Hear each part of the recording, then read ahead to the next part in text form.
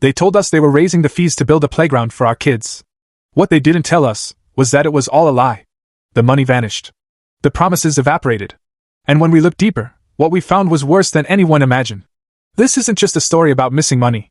It's a story about betrayal, deception, and how one neighborhood took back their power. It began in a quiet, comfortable suburb named Shady Pines.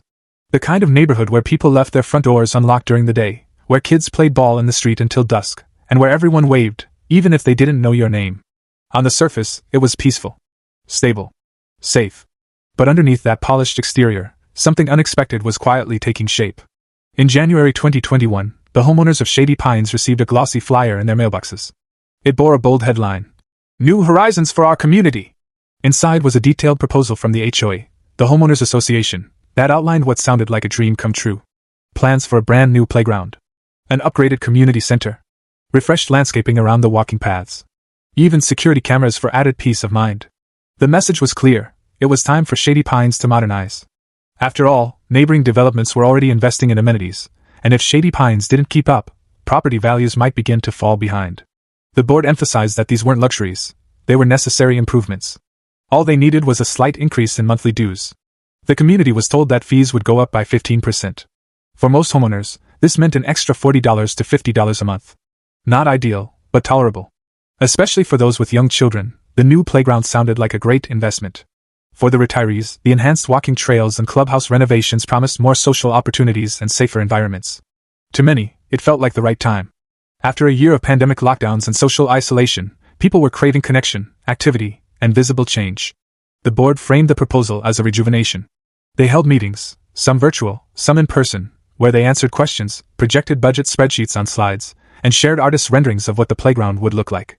Bright yellow slides, safe rubber flooring, ADA-accessible swings, benches shaded under new trees.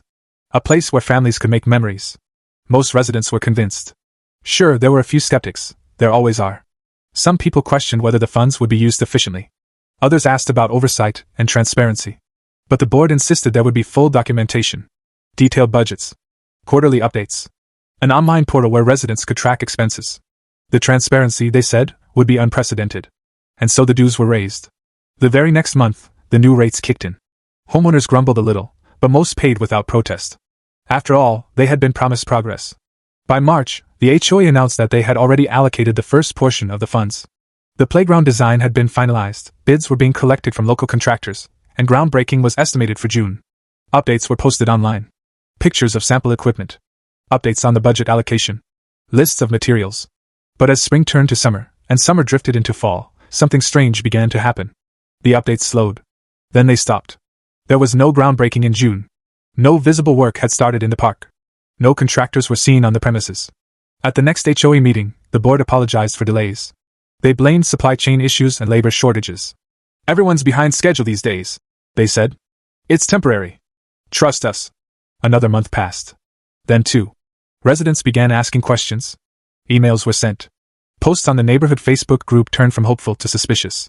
One mom commented, "We were told my daughter would be playing on new swings by now. She starts middle school next year." And still, no progress. By the end of the year, the board stopped responding directly to questions. They promised a full report in January. When January came, they said February. Then March. The community started to feel uneasy. It wasn't just the playground. There was no sign of the community center renovations. The promised landscaping upgrades hadn't materialized. The walking trails remained cracked, with weeds sprouting between stones. The New Horizons project had vanished into thin air. Finally, a group of concerned homeowners decided to dig deeper. One of them, a retired accountant named Linda Rosenthal, began going through the HOA's publicly available financial records. What she found stunned her. The reserve fund, meant to cover emergencies and long-term improvements, was nearly empty. Only a year earlier, it had over $400,000. Now less than $12,000 remained. And there were no itemized receipts to show how the money had been spent. Linda brought this to the next community meeting. Her voice shaking with concern, she asked the board directly, "Where's the money?" They didn't have a clear answer. The HOA president, a man named Gerald Marks, shifted uncomfortably and spoke in vague generalities. "Some of the funds were redirected temporarily to cover unexpected legal fees," he claimed. "We've had a few issues with liability insurance and maintenance costs. Nothing unusual. But to many, it was unusual. And the numbers didn't add up. What legal fees? What maintenance? Where were the receipts? Why hadn't the rest of the board members been informed? A week later, a whistleblower, a former HOA secretary who had recently resigned, came forward anonymously. She posted on the neighborhood forum. "They're hiding the truth. Gerald and 2 others on the board took control of the reserve fund. They authorized wire transfers to consulting firms that don't exist. The playground was a cover. I left because I couldn't be a part of it anymore." The message sent shockwaves through Shady Pines. Residents began demanding a forensic audit. Some threatened lawsuits. Others proposed a recall election to remove the board members involved. The idyllic neighborhood that once thrived on trust and routine was suddenly consumed by betrayal, confusion, and anger. Families who had happily paid extra dues now wondered if they'd ever see that money again, or if they'd been duped from the start. The playground, which was once a symbol of hope and renewal, had now become something else entirely. It had become a monument to deception. And this was just the beginning. It didn't take long for Shady Pines to implode. Once the whistleblower's anonymous post gained traction, the tight-knit community found itself divided into 2 camps. On one side were the outraged residents, those who believed they had been lied to and robbed. On the other, a much smaller but vocal group insisted there had to be a mistake. Miscommunication. Maybe poor planning, but not fraud. But facts are stubborn things. Within days of the post, Linda Rosenthal and a handful of determined neighbors formed what they called the Transparency Task Force. Their goal was simple: follow the money. They requested detailed financial statements from the HOA, citing the governing bylaws that required the board to disclose all expenditures upon homeowner request. The board stalled. Then ignored. Then pushed back with legal language. Under review, requires board approval, potential privacy violations. That was their first major mistake. The stonewalling only fueled suspicion. Residents started sharing stories, little things they noticed but dismissed at the time. A new luxury car parked in Gerald Mark's driveway. A vacation photo of the treasurer in Santorini, posted just a week after a so-called emergency repair charge showed up in the HOA ledger. A local vendor saying he'd never heard of the HOA despite being listed as a contractor for landscaping. It all added up to one thing: they were being played. Then came the meeting that changed everything. It was held on a rainy Thursday night in April, in the community center's old, dimly lit hall. The chairs were packed, the air tense. Residents were no longer willing to accept vague answers. The board members sat up front, stone-faced.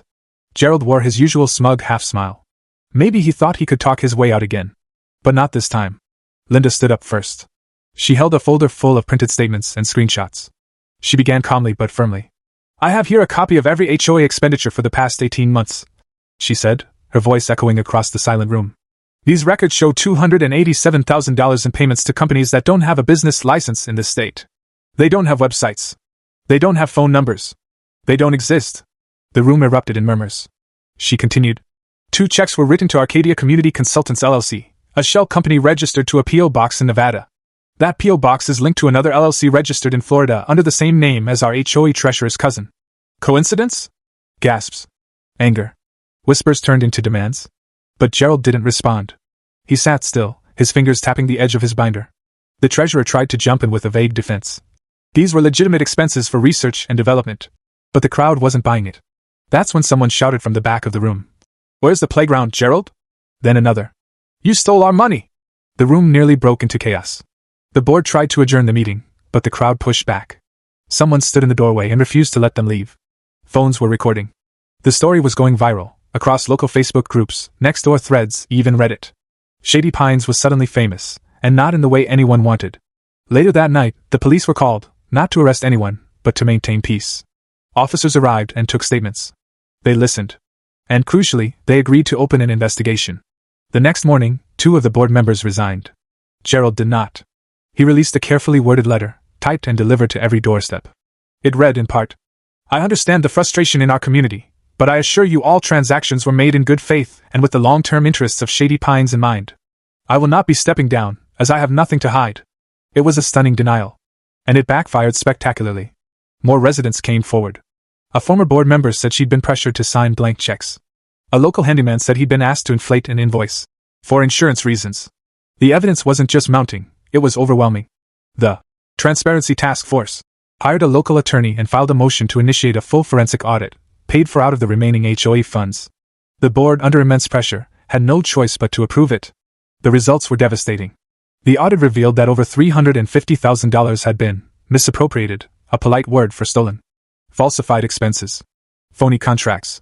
Fake maintenance jobs. Almost none of the money had gone toward actual improvements.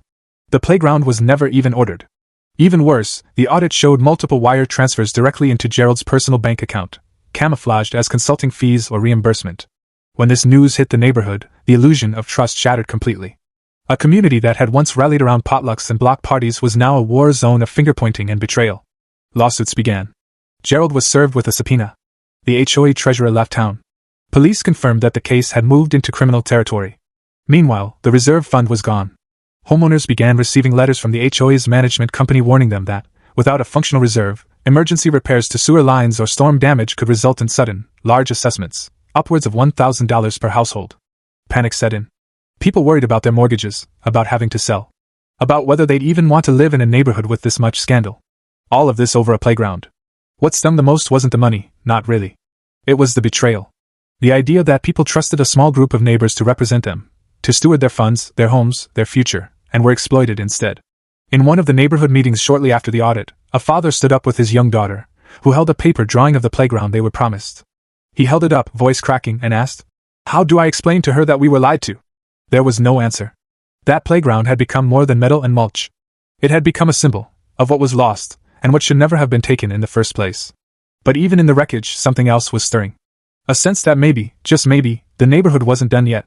That the people of Shady Pines could come together again, not through trust in a board, but trust in each other. They had been robbed. But they weren't finished. Not by a long shot. The aftermath of the scandal left Shady Pines in pieces. The carefully manicured lawns and cheerful porch decor stood in stark contrast to the mood simmering just beneath the surface. Neighbors who used to wave across driveways now passed each other in silence. The HOA was in shambles. The trust that once held the community together had been demolished. But sometimes, it takes the worst to bring out the best. Following the damning audit and Gerald Mark's forced resignation under legal pressure, a new group stepped forward, this time, not self-appointed power brokers, but regular homeowners. Teachers. Nurses. Retirees. Parents. People who had no interest in control, only in healing.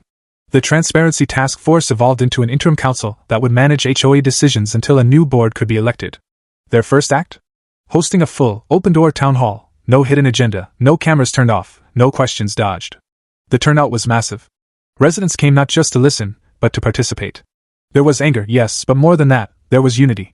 People shared ideas, offered support, and even volunteered to take on responsibilities. The atmosphere had shifted. For the first time in nearly a year, Shady Pines felt like a community again.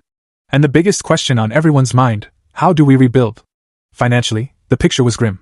The reserve fund, once the community's safety net, had been drained to near zero. The playground project was dead in the water. The HOA was still facing legal fees from the fraud investigation. But the new interim leaders were committed to turning things around. They launched a full transparency initiative. Every transaction, every payment, every budget line was posted online. Monthly financial reports were not only made public, they were explained in layman's terms. Community members could comment, ask questions, even vote on major expenditures. For the first time, the HOA was working for the people. Then came the election. 6 weeks after Gerald's resignation, Shady Pines held the most democratic, attended, and anticipated HOA board election in its history. Dozens of residents ran for 5 open seats. Their platforms focused not on lofty promises, but on honesty, simplicity, and healing. No one promised a water park or community pool. They promised stable books, routine maintenance, and open communication. Linda Rosenthal was elected HOA president with overwhelming support. Her acceptance speech was simple. "We're not here to erase what happened, we can't. But we can build something better because of it." And they did. The first challenge was addressing the lost reserve. With no immediate cash to fall back on, the new board had to get creative. They reached out to the state's Community Fraud Recovery Program. After months of back and forth and legal validation, the state agreed to a partial restitution grant. It wasn't everything, but it was a start, $85,000.